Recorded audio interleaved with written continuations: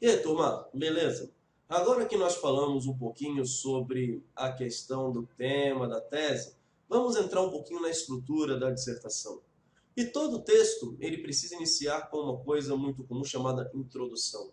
E aí vocês me perguntam, o que é introduzir? Você vai conduzir o leitor para dentro do seu texto, ou seja, você vai mostrar a sua tese, vai mostrar sobre o que você está falando, qual que é o tema para o seu leitor.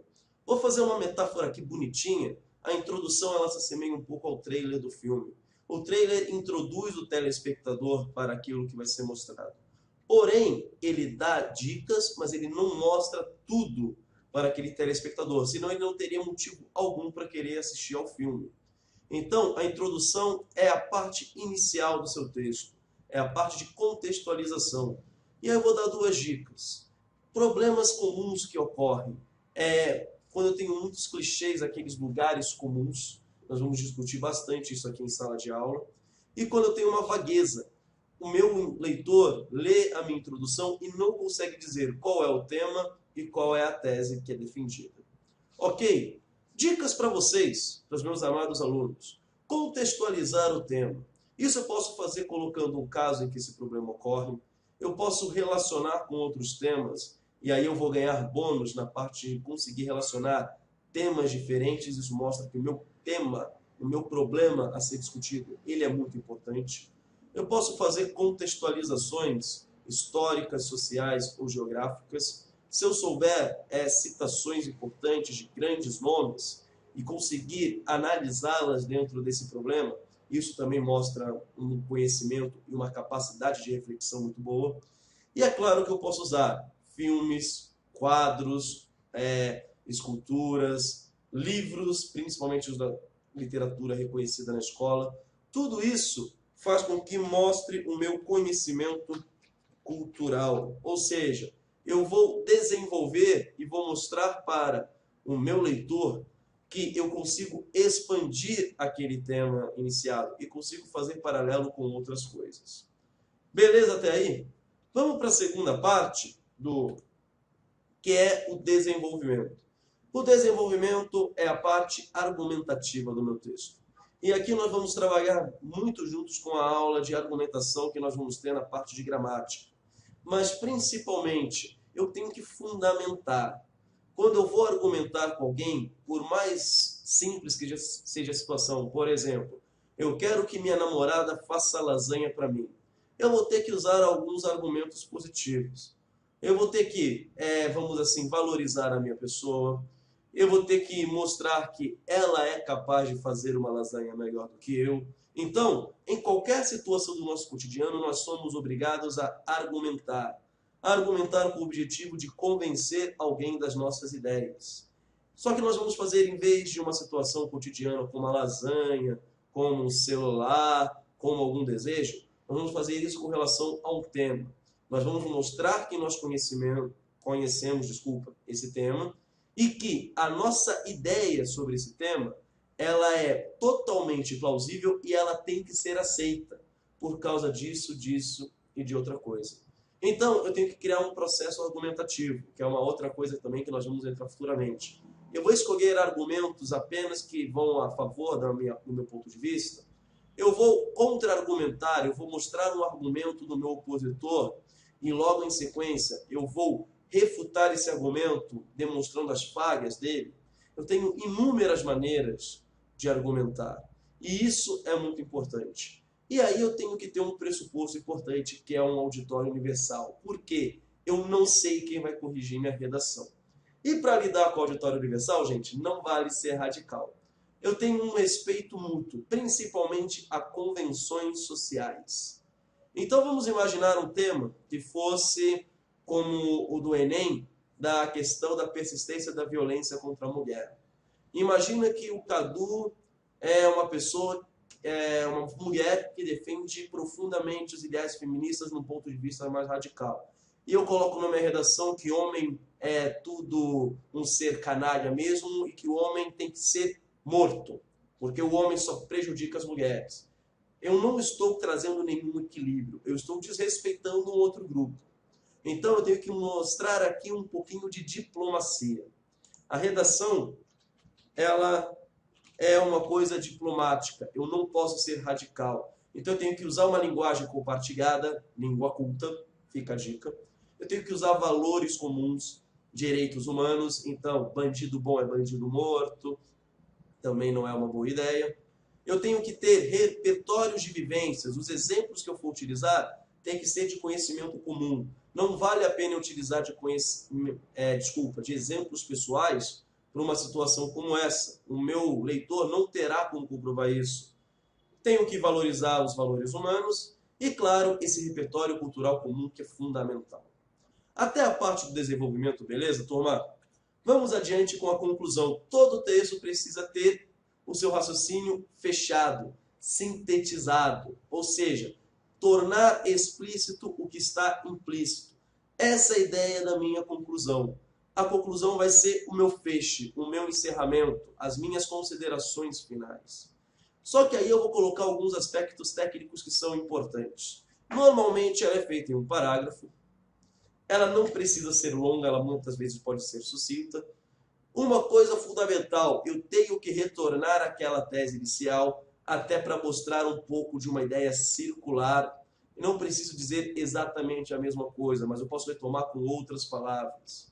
E o que é fundamental, eu não posso acrescentar uma informação nova na minha conclusão. Ou seja, não vale a pena eu colocar um dado novo. Ele sintetiza o que já foi feito.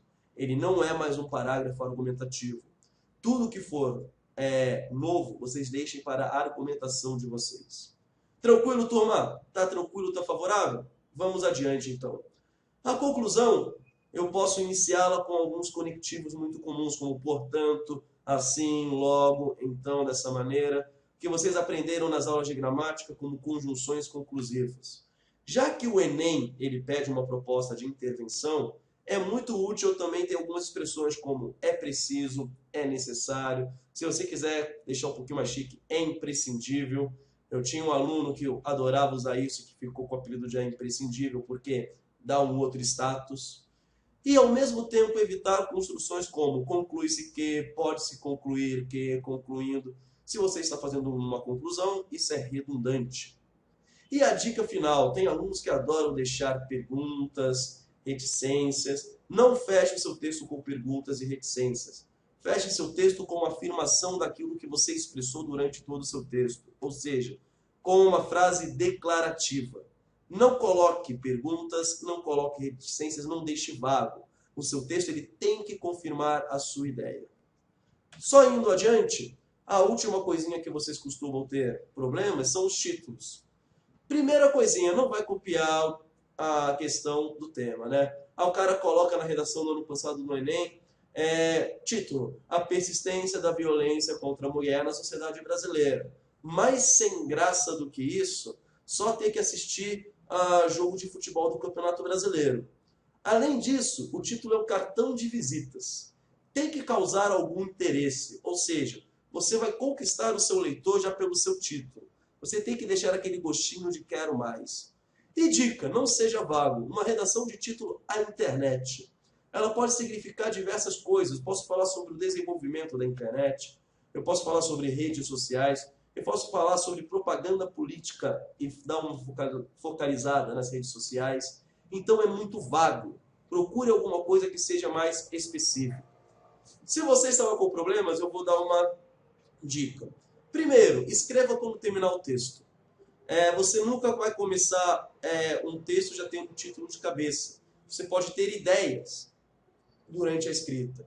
E se você está com alguma dificuldade, pega uma parte do seu texto, dá uma relida, pega a parte que você mais gostou e tenta escrevê-la com o máximo de síntese, ou seja, com o menor número de palavras possíveis.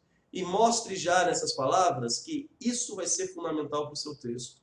Aqui eu peguei do blog do professor Chico Viana, que é uma autoridade quando a gente fala de redação, algumas coisas que não devemos fazer, como afirmações vagas, lugares comuns como ou vai ou racha, expressões ambíguas, o temor da juventude, nós não sabemos se a juventude é temida ou se a juventude teme, sinais matemáticos como ninguém é igual a ninguém, evolução versus educação, uso de ponto e vírgula, prefiro travessão a vírgula, seja mais direto, seja mais claro.